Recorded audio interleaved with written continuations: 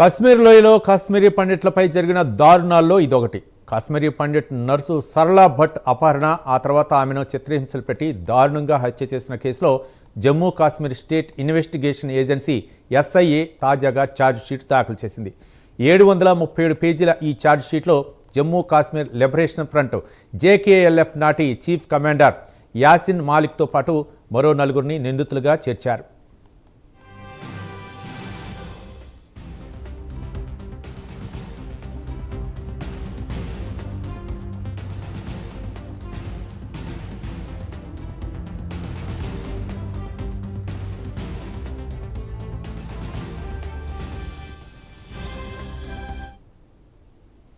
Kashmiri Pandit nurse Sarala Bhatt హత్య case Kashmir లోయలో ఉగ్రవాదం పరాకాష్ఠకు చేరుకున్న తొలినాళ్లలో జరిగిన సంఘటనలో ఒకటి. 1990 ఏప్రిల్ 18న సరళా భట్ను అపహరించారు. తర్వాత 4 రోజుల పాటు ఆమెపై చిత్రహింసలు పెట్టి దారుణంగా హత్య చేశారు. ఈ సంఘటన జరిగి 36 సంవత్సరాలు దాటినా ఇప్పుడు దీనిపై మళ్లీ దర్యాప్తు మొదలైంది. ఎస్ఐఏ ఈ కేసులో 737 పేజీల ఛార్జ్ షీట్ను శ్రీనగర్లోని అదనపు సెషన్ కోర్టులో దాఖలు చేసింది.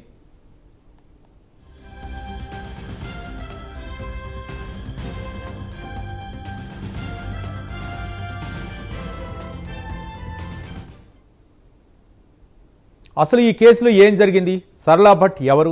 ఎందుకు ఆమెను లక్ష్యంగా చేసుకున్నారు? ఈ ప్రశ్నలకు సమాధానాలు తెలుసుకోవటం చాలా ముఖ్యం. సరళా భట్ అనంతనాగ్ వాసి. శ్రీనగర్లోని షేర్-ఏ కాశ్మీర్ ఇన్స్టిట్యూట్ ఆఫ్ మెడికల్ సైన్సెస్లో ఆమె స్టాఫ్ నర్సుగా పనిచేసేవారు.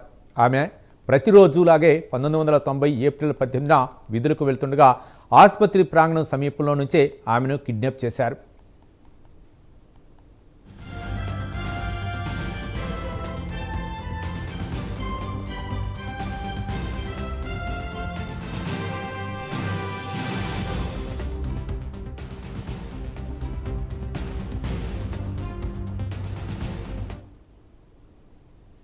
నాలుగు రోజుల పాటు వేర్వేరు ప్రాంతాల్లో సరళా భట్ను ఉంచారు.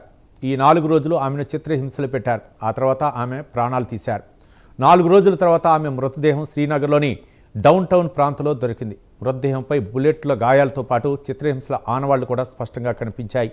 మృతదేహం దగ్గర దొరికిన ఒక నోట్లో ఆమెను భద్రతా దళాల గూఢాచారిగా పేర్కొన్నారు. అంటే ఒక నిస్సహాయురాలైన నర్సును, ఒక మహిళను కేవలం అనుమానంతో దారుణంగా చంపేశారు.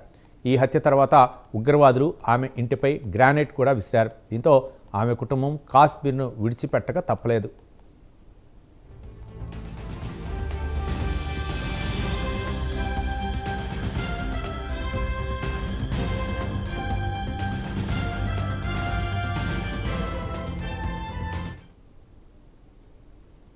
ఈ కేసులో ప్రధాన నిందితుడిగా మహమ్మద్ యాసిన్ మాలిక్ పేరును పేర్కొన్నారు. యాసిన్ మాలిక్ ప్రస్తుతం బీహార్ జైల్లో వేరే టెర్రర్ ఫండింగ్ కేసులో జీవిత ఖైదీ అనిపిస్తున్నారు.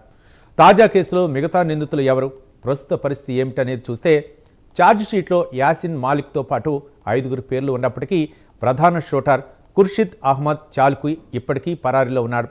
అతను పాకిస్తాన్ ఆక్రమిత జమ్మూ కాశ్మీర్లో దాక్కుని ఉండవచ్చునని అనుమానిస్తున్నారు. సరళను కాల్చి చంపింది అతడే అని ఛార్జ్ షీట్ చెప్తోంది. మిగతా 3 నిందితులు అబ్దుల్ హమీద్ షేక్, మహమ్మద్ యూసఫ్ సోఫీ అలియాస్ ఇద్రీసి, గులాం అహ్మద్ టప్లు ఇప్పటికే చనిపోయారు.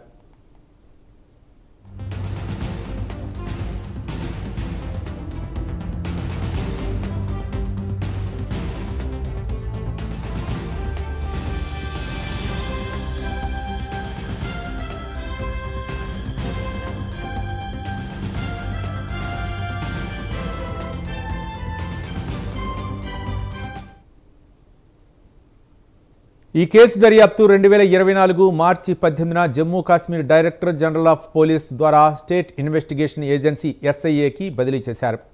అప్పటి నుంచి ఎస్ఐఏ దాదాపు 2 సంవత్సరాల పాటు ఈ కేసును లోతుగా పరిశోధించింది. దర్యాప్తులో భాగంగా అనేక ప్రాంతాల్లో సోదాలు నిర్వహించారు. పాత రికార్డులను పరిశీలించారు. సాక్షుల వాంగ్మూలాలను నమోదు చేశారు. వైద్య, ఫోరెన్సిక్, బాలిస్టిక్ డాక్యుమెంటరీ, అలాగే ఎలక్ట్రానిక్ ఆధారాలను సేకరించారు. ఈ ఆధారాలన్నింటినీ కలిపి 737 పేజీల ఛార్జ్ షీట్ వేశారు.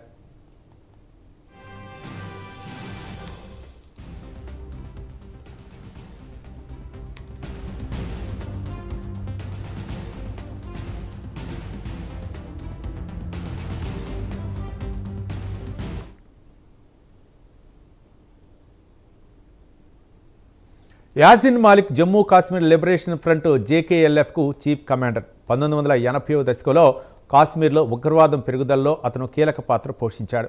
1989-90లో లోయలో ఉగ్రవాద కార్యకలాపాలు ఊపందుకున్నప్పుడు జేకేఎల్ఎఫ్ ప్రముఖ సంస్థల్లో ఒకటిగా ఉండేది.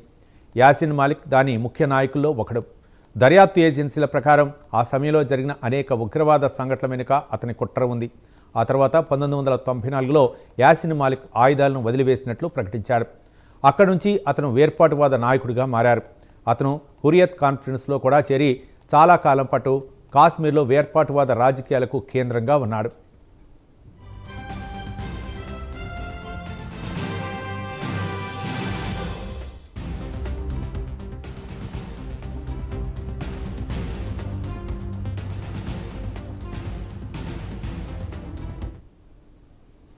కేంద్ర ప్రభుత్వం ఫిబ్రవరి 2019లో జేకేఎల్ఎఫ్పై ఉపా చట్టం కింద నిషేధం విధించింది. 2022లో ఢిల్లీలోని ఎన్ఐఏ కోర్టు టెర్రర్ ఫండింగ్, ఉగ్రవాద కార్యకలాపాలకు సంబంధించిన కేసులో యాసిన్ మాలిక్కు జీవిత ఖైదు విధించింది.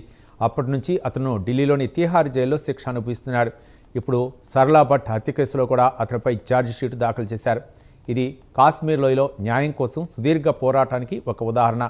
ఈ కేసు కేవలం సరళా భట్ గురించే కాదు, కాశ్మీర్ లోయలో వేలాది మంది కాశ్మీరీ పండితులు ఎదుర్కొన్న కష్టాలకు, బాధలకు ఇది ప్రతీక. 1990వ దశకంలో కాశ్మీర్ లోయలో ఉగ్రవాదం పెరిగిపోతుందో లక్షలాది మంది కాశ్మీరీ పండితులు తమ ఇళ్లను, ఆస్తులను వదిలి ఇతర ప్రాంతాలకు వలస వెళ్లాల్సి వచ్చింది.